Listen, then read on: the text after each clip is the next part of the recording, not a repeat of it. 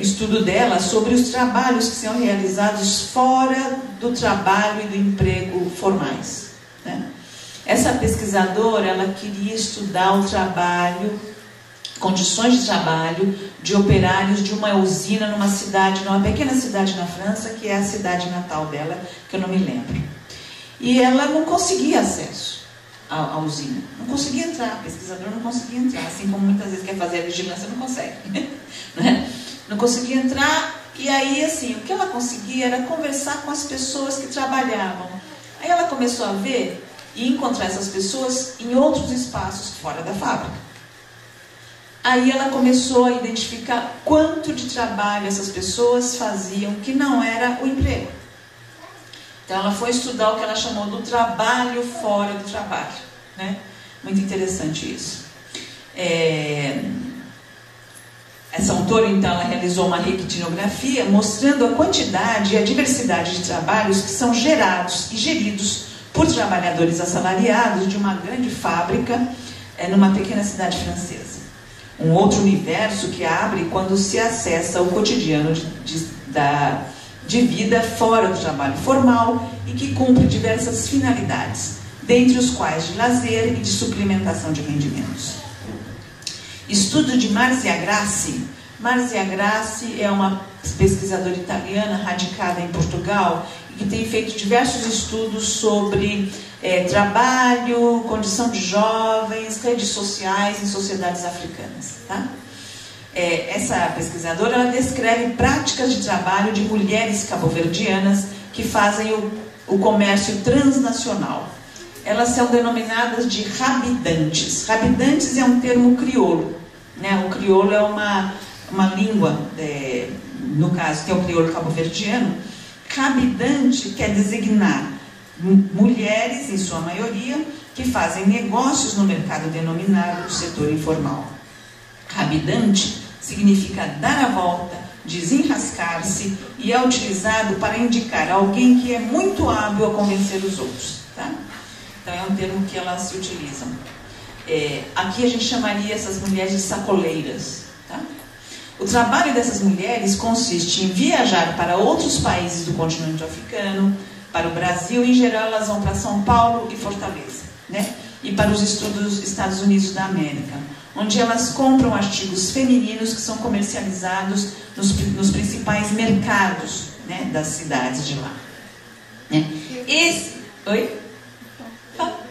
Estou falando da semelhança de fato que você está dizendo, como tem. Isso. Aí a gente começa. Tem muita semelhança. E esse é um trabalho informal e é um comércio enorme. É um comércio enorme, né? E assim, de fato, é informal, não tem Estado ajudando, né? Elas vão com os recursos delas e elas conseguem fazer esse trabalho porque elas se organizam numa rede, né? Então, assim, muitas vezes, para se conseguir até o dinheiro para você comprar, ter o capital para adquirir, né? Comprar passagem, é caro, comprar passagem, comprar todas as mercadorias que você vende, etc. Elas fazem o que a gente, na sociedade japonesa, tem o que a gente chama de tanomoshi, que é um consórcio de dinheiro. Parece que em algumas empresas até as pessoas faziam isso aqui, né? Quer dizer, todo mês, um grupo de trabalhadores que são amigos se junta e cada um estipula-se que a cada mês cada um vai dar R$100, tá? No dia do salário vai lá, reúne-se, cada um contribui com R$100. Se tem 20 pessoas, é 20 vezes 100, então você tem esse montante por mês. Você não tem o banco, você não tem crédito, então você faz isso, tá? E aí sorteia-se quem vai levar aquele dinheiro naquele mês, né? Ou então define-se, eu vou precisar porque eu tenho que, sei lá, pagar uma cirurgia, eu tenho algum, né? Define-se assim. Elas fazem isso, ou seja, é a falta de proteção social aqui, né? Muito claramente expressa. Você não tem financiamento, né? Quem é que tem acesso ao BNDES aqui? Não é isso? Como é que é isso? Então é um pouco assim, não tem um apoio do Estado, elas constroem uma rede e tem um financiamento que é delas. Me lembro que quando eu era criança, o papai fazia parte de uma rede de amigos que era justamente isso, né? Migrantes que precisam de dinheiro e precisam se ajudar, né? E esse trabalho é informal. E essa pesquisadora fala o seguinte: esse trabalho das rabidantes, embora tenha uma magnitude enorme em termos de expressão de quantidade de pessoas que vivem disso, ele é informal e não é incluído nas estatísticas oficiais. Então entra uma outra questão da estatística, né? Mas ele produz um ajustamento em termos de desemprego, né? Então, assim, é muita gente que vive mesmo a partir desse trabalho, né? Agora, eu queria voltar naquelas 3 situações de trabalho que eu falei lá no início, né? Do senhor que conseguia dinheiro trocado e tal. A primeira, envolvendo o senhor de 70 anos, apresenta a situação de alguém que tem apenas uma fonte de rendimentos para sobreviver. Seu trabalho depende da formalização de relações junto aos feirantes, de estes o reconhecerem como alguém que faz um trabalho necessário naquele universo. Não é um trabalho protegido, não é um trabalho regular, inexistente para o Estado, embora socialmente relevante para aquele grupo. Então, assim, esse âmbito que é interessante. Existe uma formalização do trabalho daquele senhor frente aos feirantes. Se os feirantes não aceitassem, que o trabalho não existia, né? Então, assim, esse discurso que existe, é um empreendedor, ele que vai, né? Ele é um cara que tem tino comercial e vai, e basta ele ter isso que ele consegue. Mentira, não é. Ele pode até ter, mas se aquilo não servir, não adianta. Então, mostra que mesmo uma atividade que é individual, ela requer que isso seja aceito num determinado contexto de trabalho. A mulher que lidera sua família para, no final da feira, recolher os materiais recicláveis, conta com um pupurri de táticas para sobreviver, mesclando o trabalho protegido pela Previdência Social. A vida da família extensa é possível devido aos diversos recursos assim obtidos: doações de roupa por entidades religiosas, benefício previdenciário, rendimento proveniente do trabalho doméstico não registrado, de coleta e comercialização de material reciclável e de outras pequenas atividades que as circunstâncias oferecem como possibilidade de geração de rendimento, né?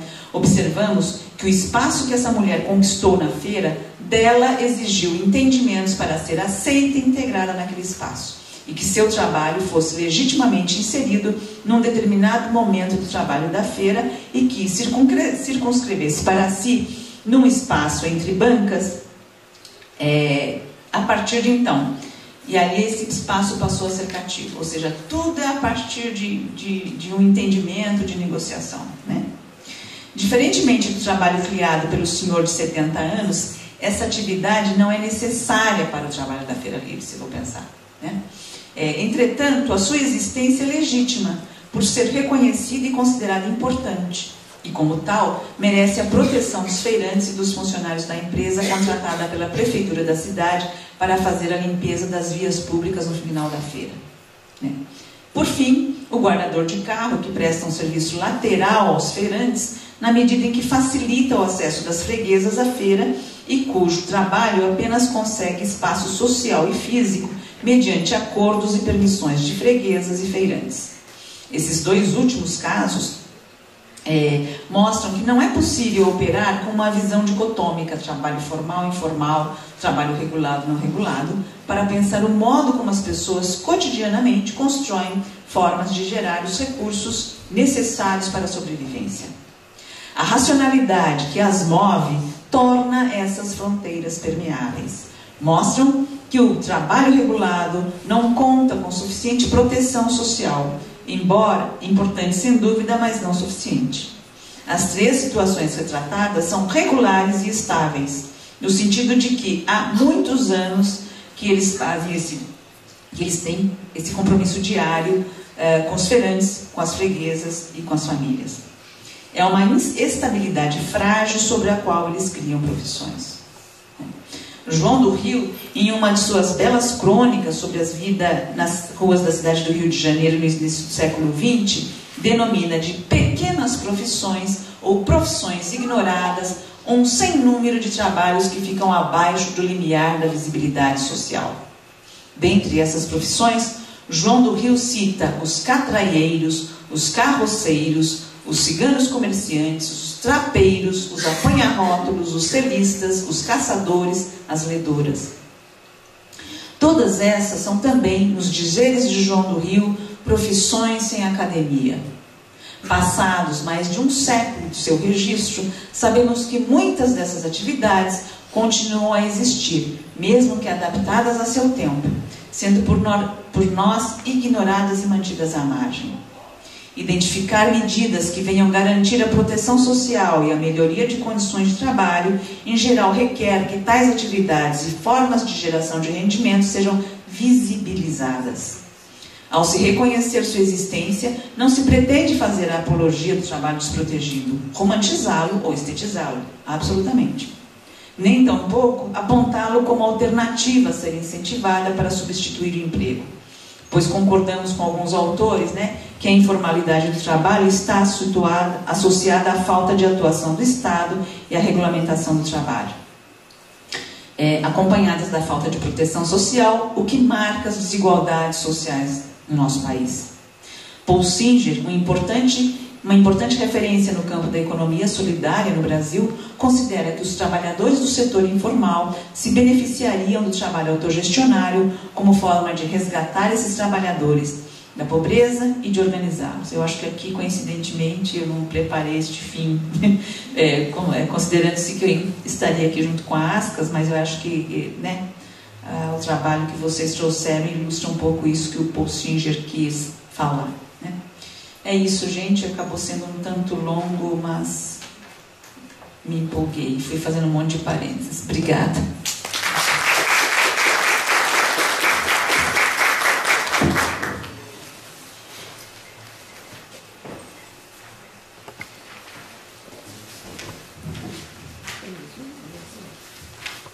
Alguma questão, dúvida? Alguma intervenção?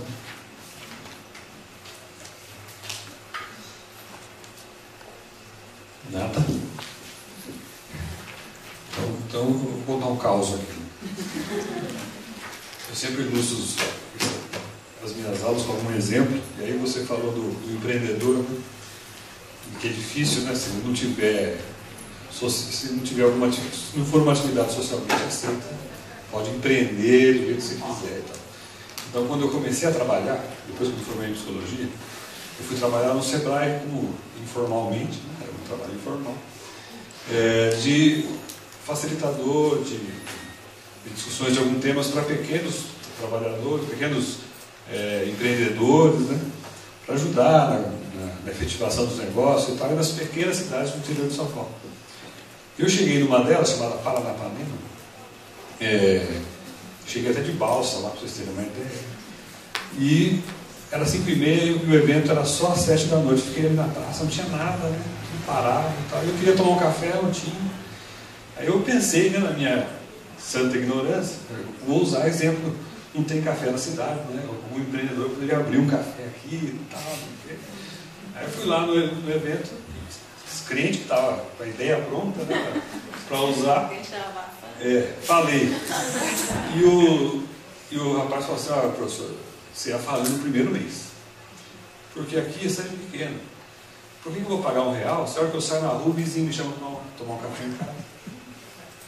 Você não ia ter um exemplo de uma situação. Poderia abrir um café de ouro, mas não ia adiantar nada. Enfim. Agora então, Elisa, você podia falar um pouquinho do livro. Tá. Eu queria só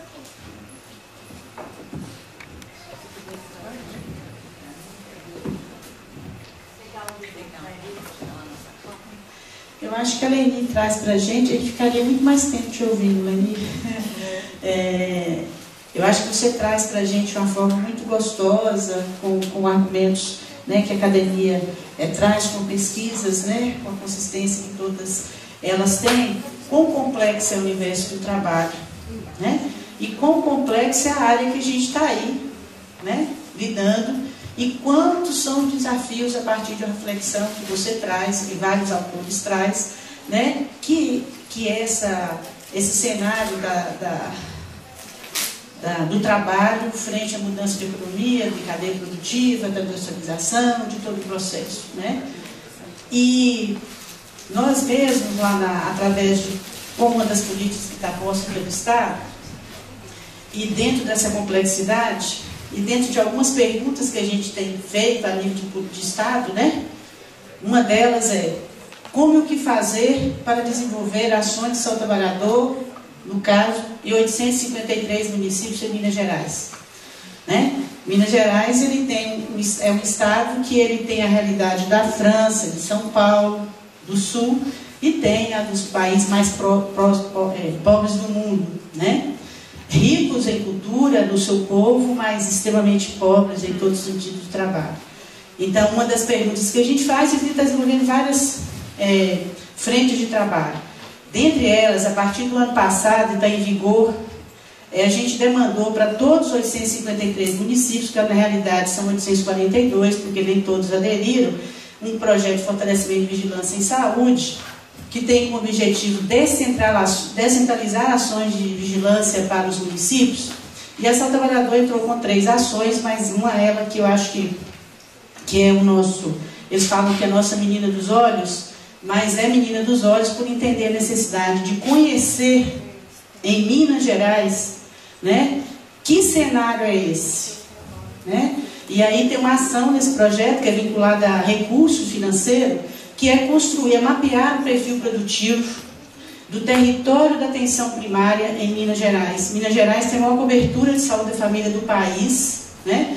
Então a gente lançou um grande desafio que está aí para Minas, que é as equipes de atenção primária de PACS, mapear o perfil produtivo, aonde essas equipes estão levantando todas as atividades econômicas exercidas no território da atenção primária e todas as atividades econômicas e ocupação no domicílio, porque aí o agente comunitário ele entra no domicílio, ele não sente nenhuma autoridade sanitária para entrar lá. Então a gente fez um instrumento, que é o que norteia todo o Estado, né, para estar identificando o porquê. Precisamos de conhecer um pouco mais que território é esse e como o trabalho está sendo realizado nesse território, né? Está sendo um desafio muito grande, né? No início, as equipes eles tiveram dificuldade enorme de entender isso, e hoje, para nossa satisfação e emoção mesmo, nós estamos terminou o segundo quadrimestre, que a gente chama de execução do projeto, numa videoconferência que fizemos segunda, com algumas referências técnicas e serestes. Eles colocam assim: nada está sendo mais gratificante para as equipes de saúde da família, que tiveram uma resistência enorme em fazer. Eles estão conseguindo entender a importância disso, tá? E de entender que além daquele cadastro que ele faz, que ele procura, você tem cachorro, você tem gato, você tem hipertenso, você tem diabético, não é isso? Você tem quantos pontos, você ganha quanto? O agente comunitário agora está perguntando: o que você faz? Ele está identificando qual a ocupação que é feita em cada casa do teu território, é descrito. E ele está aprendendo a entender por que é preciso dessa informação e o que fazer com essa informação, né? E aí a gente vai avançar para a partir de julho, que é o segundo ano de projeto, que aí é o nosso conquista maior. Todo município de Minas vai ter que fazer, a partir do mapeamento do perfil produtivo, né, tanto do setor formal como informal, e a partir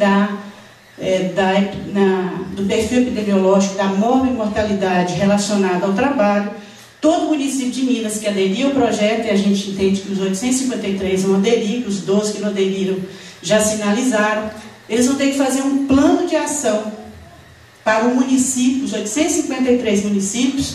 A partir do perfil produtivo, eles vão ter que elencar as principais atividades econômicas do território, as principais ocupações, identificar os riscos, e a partir daí eles vão fazer um plano de trabalho, tá? Na lógica dos 3 eixos: vigilância, promoção e atenção à saúde do trabalhador. Vai ter que passar pelo Conselho Municipal de Saúde, ser aprovado pelo Conselho.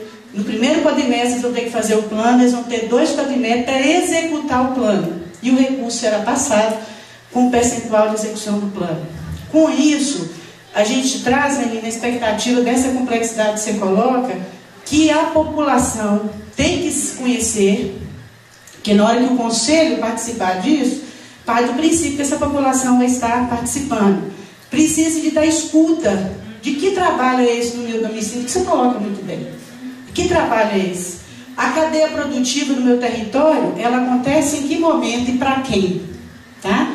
Então, assim, está sendo um trabalho muito interessante, difícil para nós, difícil para as equipes, a gente está aqui aprendendo a fazer e fazendo, né? Vai, inclusive, ser vai ter um mestrado em vigilância em saúde em Minas, exatamente para estar lidando, e um dos temas de pesquisa vai ter que ser como é que está sendo feito isso, para a gente estar aperfeiçoando mais. Então, a gente está essa reflexão, que eu acho que responde essa ansiedade de forma brilhante que você coloca para a gente, né? E na lógica de que nesse plano o que a gente pretende é que discute com essa população do seu território, né?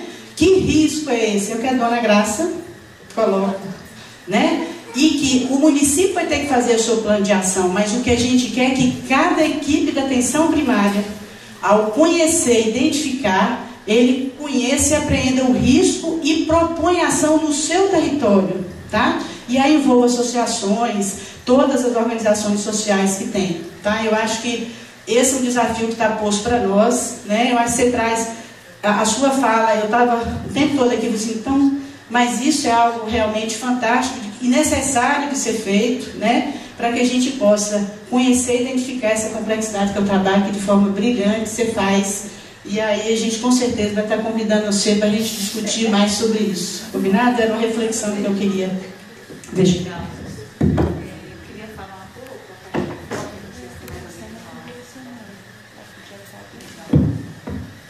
Nossa, eu fico muito feliz que tenha dado esta liga, porque nem sempre isso acontece, né? Houve uma concertação aqui, nesse sentido que até aquela pesquisadora falou. Quando você fala de mapear um perfil produtivo e vinculado com o programa da saúde da família, né, a estratégia de saúde da família e tal, é interessante, né? Porque cada um está numa caixinha, né? Então, assim, saúde do trabalhador vê um negócio, saúde mental vê outro negócio, saúde da família vê outro negócio. E família, imediatamente, o que a gente vê, estou falando assim muito livremente porque não tenho tido uma aproximação maior com as questões da estratégia da saúde e família. Mas quando a gente pensa casa e família, a gente pensa só em reprodução social. A gente não pensa que lá também existe produção. Né? É o momento só de criar o filho, de cuidar da casa, da reprodução mesmo. E assim, eu acho que tem muitas coisas que acontecem, que estão no âmbito do trabalho informal, que acontece lá e que a gente absolutamente nem imagina.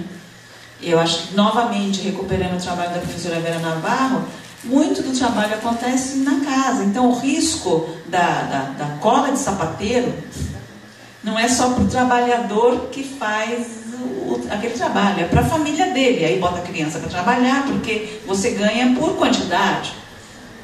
Então, tem uma meta que você tem que fazer, alcançar, tem uma encomenda, vai todo mundo fazer. Então, também tem essa outra questão que eu acho que está presente, que quando você pensa em atenção primária, de articular, né, eu acho que é pensar mesmo, quer dizer, essas fronteirinhas que a gente foi criando, e que acho que num determinado momento até era necessário para a gente poder pensar. As fronteiras entre os programas, as ações, de fato, eu acho que essas coisas não estão, essas fronteiras não nos permitem mais que elas sejam seguidas. Né? Quer dizer, a gente vai deixar a coisa de lado. Então eu fico feliz que assim tenha dado a pensar questões neste âmbito mesmo, de pensar a questão da política de saúde do trabalhador. E assim, eu estava me lembrando, tem um livro de um professor brasileiro, Milton Santos, não sei se vocês já ouviram falar, Milton Santos, um geógrafo importantíssimo, né? E que assim, para mim foi uma felicidade quando eu tive contato com um livro dele, que se chama O Espaço Dividido, os dois circuitos da economia urbana dos países subdesenvolvidos. A edição inicial dele é de 1979. E se eu não estou enganada, essa inicial de 79 foi uma edição francesa, porque não podia publicar aqui. Era a época da ditadura, né? Publicou na França. E tem uma edição agora, de 1984, né, mais recente, 94, acho que é 94. 2004, gente. De 2004, que é da editora da Universidade de São Paulo. Para mim, este livro, todo mundo tem que ler. Porque, assim, eu digo assim, entender o trabalho, entender o processo de desenvolvimento das nossas cidades, é necessário a gente entender o modo como ele traz. Ele fala assim, eu não posso entender a partir apenas das grandes empresas, entender o trabalho, né? Eu tenho que entender o que ele chama, o processo de desenvolvimento nos nossos países se dá a partir de 2 circuitos da economia. O que ele chama de circuito superior. Quando ele chama de circuito superior, não é que ele está falando que é melhor, não é. É superior porque acaba mandando no pedaço, né? Que são as grandes empresas, né, que trabalham a partir de um grande investimento de capital, que na verdade o objetivo é levar capital para o exterior, são as grandes multinacionais, são as grandes redes, né, e que na verdade é capital intensivo e não trabalho intensivo. Não está voltado a fornecer suprimentos para o mercado local, absolutamente. E ele vai falar, tem os circuitos inferiores da economia, né? Que são os pequenos negócios, é a quitanda, é o barzinho, é a feira, né? É o mercadinho. Esse sim está voltado para suprir o mercado local. Não tem como proposta inicial gerar capital. O objetivo é garantir a subsistência das pessoas que estão trabalhando, né? E, na verdade, é trabalho intensivo e não capital intensivo. Então, às vezes, quando a gente pensa, e eu acho que a área de saúde do trabalhador no Brasil, né, na política de saúde do trabalhador no Brasil, ela, na verdade, ela foi construída tendo como interlocutor o trabalhador organizado em sindicato. Trabalhador do mercado formal organizado em sindicato. Né? Então, oi? Metalúrgicos, né? Assim, era este, né? O trabalhador do mercado informal, ele não era identificado como um segmento que podia fazer parte e ser contemplado. E por quê? Quer dizer, não é compreensível que sim, que fosse com um trabalhador organizado, porque a compreensão era de que as condições de trabalho, né, que geravam problemas na saúde, elas deveriam ser modificadas. Para modificar, isso exigiria que o trabalho fosse organizado e pudesse confrontar o capital. Então, como é que você vai confrontar? Não individualmente, mas através dos sindicatos. Então, tinha uma lógica, né? Assim, todo o processo de vigilância sanitária e tal, né? Era todo muito pautado na participação do controle social. Né? Então, eu vou fazer uma vigilância numa empresa, eu vou com o sindicato junto. Né? A CIPA vai atuar no sentido de melhorar, porque ela está lá todo dia. Né? Então, assim, você tem que ter o trabalhador como um agente importante aí, como protagonista. E, individualmente, no Brasil, complicadíssimo. Né? Agora, de fato, isso fez com que a gente tenha deixado, né, essa multiplicidade de situações de trabalho de fora. Né? Então, acho que assim, o fato de aqui, né, na Universidade de São João del Rei, vocês estarem pautando como um tema relevante, né, o trabalho informal e ser o trabalhador, é algo que era, de fato, importantíssimo, porque, na verdade, sempre ficou como um trabalho organizado nos sindicatos, associações, né? Isso naquela época, quer dizer, na década de 80, o movimento sindical ressurgia com tudo, né? Todos os movimentos sociais. Hoje você tem o movimento sindical, assim, quando já não está no outro lado, quer dizer, muito complicado. Acho que é isso. Mas isso também me remete para a questão da formação dos alunos. E a questão do trabalho formal, ele aparece, né, nos currículos, tá? Mas o informal não. Então, o aluno, ele é formado para atender o mercado formal. Né? Então, ele nem quer saber, e às vezes, né, que nem eles falam, né, Rosângela faz psicologia do trabalhador, a boazinha do trabalho, quer dizer, não é nem por esse viés, mas certamente porque essa formação ela é comprometida e é o modelo que eles têm, o curso de administração, por exemplo, eu falo que o modelo que eles têm, que eu acho que é até um pouco mais grave, que é de uma empresa perfeita, onde tudo acontece, né, onde é possível harmonizar capital e trabalho. Acho que assim, de um lado. Não, pode falar, depois eu... Não, é só para concluir. O que a Eliane estava falando é quando a gente saiu para estar fazendo as oficinas com as referências técnicas municipais, né, em saúde do trabalhador. e que a gente teve a oportunidade de estar com alguns agentes comunitários de saúde, a dificuldade do entendimento da questão informal. Isso que você falou faz todo sentido, eu estava ali assim, vendo